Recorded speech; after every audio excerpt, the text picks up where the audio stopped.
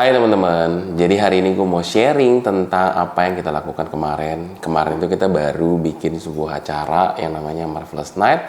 Itu adalah salah satu acara rutin kita yang kita bikin sekitar 1 bulan 2 kali gitu ya. 2 kali itu ada yang secara teknis, ada yang nggak teknis. Ada Marvelous Night yang dimana kita bahas itu sesuatu yang tidak teknis, tidak berhubungan dengan pekerjaan, lebih ke soft skill gitu ya. Tetapi kalau misalkan yang satu lagi namanya Marvelous Tech, itu adalah acara yang kita bikin secara internal. Itu adalah acara untuk kita memperlengkapi hal-hal teknis dalam pekerjaan kita. Nah, acara Marvelous Night kemarin tanggal 19 Oktober 2023 ini kita itu mau memutuskan mengambil seorang pembicara yang sangat relevan gitu ya tentang relationship, karena menurut kita relationship itu penting. Dan pembicara ini spesial buat aku gitu ya, karena sebenarnya pembicaranya adalah seorang pastor yang memberkati dalam pernikahan aku kemarin tahun 2016. Jadi orang ini namanya Pastor Ihsan dan istrinya Tini Gani. Pastor ini adalah pastor di gereja saya, di gereja JPCC, dan Pastor Ihsan itu pas memberkati kita, aku nggak tahu ternyata Pastor Ihsan itu adalah teman lama dari leader kita yang namanya Ko Gege, dan mereka itu sudah kenal dari muda, mereka udah berteman lama, dan mereka dipertemukan lagi itu gara-gara pernikahan aku. Pas pemberkatan mereka kayak saling lihat-lihatan terus kayak Ihsan gitu ya, dan ini Gege. Jadi mereka sempat kaget gitu di situ. Oh ternyata silaturahmi terjalin lagi, dan itu 2016, dan sekarang mungkin udah jalan sekitar berarti 7 tahun gitu ya. Mereka nggak sering ketemu dan sekarang dipertemukan lagi karena acara ini. Jadi sebelum kita mulai acaranya mereka udah datang duluan agak pagi. Acara dimulai jam 7, tetapi mereka datang sekitar jam 5-an. Kita akhirnya memutuskan untuk makan bareng dulu gitu ya. Kita mau cari makanan yang simple. Di bawah kantor kita ada restoran namanya Zenbu. Kita makan di sana, kita ngobrol-ngobrol banyak, dan personally aku happy karena Pastor Ihsan ini, aku sendiri mungkin karena gereja JPC itu gereja yang cukup besar ya. Jadi personally aku nggak pernah punya waktu yang duduk one on one gitu ya, lama mengenal kehidupan mereka, backgroundnya, dan sebenarnya mengenal kehidupan real life mereka di luar gereja itu seperti apa. Kemarin kita ngobrol-ngobrol banyak dan happy kayaknya bisa punya hubungan yang lebih dekat dengan mereka. Kita ngobrol, dan ternyata Pastor Ihsan punya 4 anak gitu ya. Banyak banget, dan udah gede-gede semua teman-teman. Udah ada 3 kalau nggak salah yang kuliah, dan mereka kuliah di luar negeri semua. Mereka keluarga yang sangat diberkati, luar biasa.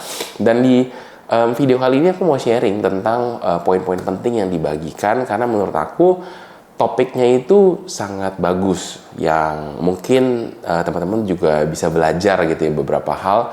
Mungkin aku bisa sambil buka catatan. Kita mau ngomongin relationship talk. Yang menjadi poin pentingnya adalah gini, kenapa sih relationship itu penting? Pastor Ihsan ngajarin gini, karena dalam hidup ini ada beberapa hal yang bisa dirubah dan ada yang nggak bisa dirubah. Contohnya nih, yang nggak bisa dirubah itu kayak kita lahir di mana gitu ya, lahir di kandungannya siapa, papa mama kita nggak bisa pilih. Tapi ada orang-orang yang bisa kita pilih, yaitu orang-orang yang mau jadi teman kita, siapa yang jadi inner circle kita. Itu adalah relationship yang akan kita bentuk dalam kehidupan kita. Kita akan kenal sama mereka, kita akan deket sama siapa. Kita bahkan ada kata-kata bijak yang kalau mau tahu masa depan kita, perlihatkanlah 5 orang terdekat kita. Nah, 5 orang terdekat kita itu akan membentuk kita. Nah, relationship yang kita mau bahas ini mungkin lebih ke pasangan gitu ya, pasangan hidup. Poin-poin penting aja mungkin yang aku bahas. Poin penting pertama yang aku dapat gitu ya, itu adalah topik di mana dibilang relationship itu adalah hal yang spesial. Bukan spesial tapi spasial. Spasial itu berarti ada unsur jaraknya, karena nggak semua relationship itu jaraknya sama hubungannya. Contoh nih ya, kayak misalkan kita bersama abang Gojek yang ngantar makanan.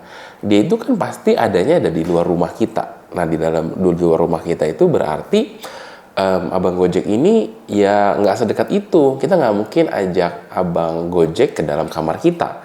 ada jarak yang kita create dengan mereka, dan itu menunjukkan seberapa dekat kita. Mestinya orang-orang yang terdekat dengan kita adalah ya pasangan kita. Jadi kita harus memperhatikan siapa benar-benar orang yang mau kita ajak lebih dekat lagi. Jangan sampai orang-orang yang baru kita kenal sudah langsung kita ajak ke jarak yang sangat dekat buat kita. Karena itu bisa membahayakan saat kita tidak bisa menjaga jarak dengan orang-orang yang mau kita bangun hubungannya. Kita harus berhati-hati dengan itu, karena orang yang paling bisa menyakiti kita adalah orang yang sangat dekat dengan kita. Kalau orang jauh mungkin agak sulit untuk menyakiti kita. Lalu poin keduanya juga dikasih tahu kalau hubungan itu selayaknya rumah ada fondasinya. Fondasi yang kita perlu benar-benar perhatikan adalah yang namanya trust. Karena dalam hubungan saat kepercayaan itu sudah rusak, atau dengan sengaja atau tidak disengaja, seringkali trust ini yang membuat kita agak sulit untuk bangun lagi. Butuh waktu dan kesabaran khusus untuk kita bisa mendapatkannya lagi gitu ya. Karena kita percaya ke trust itu kita dapatkan, kita usahakan ke orangnya, kita buktikan berulang-ulang sehingga orang itu akhirnya percaya bahwa kita itu orang yang bisa diajak lebih dekat lagi dalam hubungan. Satu contoh lagi, dibilang lagi nih, kalau kita pikir baik-baik ya, sebenarnya siapa sih orang yang paling kita percaya dalam hidup ini? Apakah orang yang paling ganteng? Apakah orang yang paling pinter? Atau orang-orang seperti apa ciri-cirinya? Ternyata kalau saya pikir-pikir lagi ya, ternyata memang orang yang paling dekat yang bisa kita percaya adalah orang-orang yang ya jujur, reliable, tanggung jawab. Nah, nilai-nilai inilah yang mungkin harus kita lebih perhatikan dalam kita memutuskan siapa orang yang bisa kita percaya dan kita bisa ajak dekat, apalagi menjadi pasangan hidupnya kita. Seperti itu. Lalu poin berikutnya yang soal marriage juga aku dapat gitu ya. Yang pertama dibilang kalau dalam pernikahan itu pria butuh dihormati, sedangkan wanita itu butuh dicintai. Itu adalah golden rules-nya. Karena saat pria itu tidak merasa dihormati, pria itu tidak punya bensinnya untuk bisa mencintai sang wanita. Begitu pula dengan sang wanita, kalau sang wanita itu tidak merasa dicintai, maka dia akan sulit untuk menghormati. Lalu yang kedua, dibilang pernikahan itu juga adalah sebuah kerjasama tim. Nggak ada, karena kita di tim yang sama, nggak bisa gue menang, lu kalah, atau lu kalah, gue menang gitu ya. Karena sama tim ya kalau salah satu kalah ya kita semua kalah. Itu yang perlu di notes. Jadi nggak ada menang kalah dalam pernikahan. Kita harus ibaratnya yang waras ngalah gitu. Jadi kita ya kalau memang kita sadar duluan kita mau memenangkan ini dalam satu tim, ya kita ngalah. Yang penting kita sama-sama belajar, kita baca situasinya saat sudah bisa dijelaskan gitu ya ke pasangan kita baru menegur dengan cinta, dengan hormat, dan di momen yang tepat tentunya. Lalu poin ketiga yang penting juga adalah dibilang kalau kita itu jangan suka menunda konflik. Kita juga harus bisa bedain nih, bedanya tension juga bedanya problem. Kalau tension itu cuma masalah-masalah kecil yang perlu kita jaga dan mungkin kita harus bikin agreement untuk kelonggarannya gitu. Hal-hal kecil yang sebenarnya kita udah tahu mungkin di awal, tapi karena kita setelah menikah ketemu berhari-hari, kita harus lebih bisa mengelola tensionnya, tegangan atau tegangannya gitu ya. Tapi kalau memang problem, itu adalah sesuatu yang perlu diselesaikan. Itu sesuatu yang perlu dibereskan dan dipikirkan bagaimana cara menyelesaikannya. Lalu poin keempat yang penting juga yang aku dapat adalah say what you mean and mean what you say. Yang artinya kalau memang kita ada masalah, kita perlu bereskan dan kita omongin. Tetapi omonginlah yang benar-benar jadi masalahnya, gak merembet ke kiri kanan dan misalkan kita jadi melabeling kayak lu begini pantesan aja, lu kayak orang tua lu misalkan. Hal seperti itu dibawa-bawa cerita-cerita masa lalu dan labeling-labeling yang kayaknya tadi kita nggak bahas tentang itu deh, kok bisa pembahasannya jauh banget. Nah, hal-hal itu yang perlu dijaga gitu. Jadi kita kalau memang menyelesaikan masalah atau mengelola tegangan yang ada itu dalam ukuran yang benar. Kita memang menjaga ya cukup di sana aja, kita ngomongin yang memang jadi masalah utamanya. Lalu poin kelima yang terakhir yang aku dapatkan adalah bahwa kita itu harus terus belajar tentang pasangan kita. Karena kita sebagaimana manusia bisa berubah, pasti ada hal-hal baru yang bisa ditemukan. Mungkin dulu contohnya aku ya, aku itu bukan orang yang suka kalau makan pakai kuah, tapi istri aku suka makan pakai kuah. Tapi karena mungkin kita sering bertemu, bukan sering ketemu, berarti setiap hari ketemu dan makan makanan yang di meja yang sama disediakan, lama-lama tanpa terasa aku juga mulai suka. Dan sekarang aku justru lebih suka makan kalau ada kuahnya.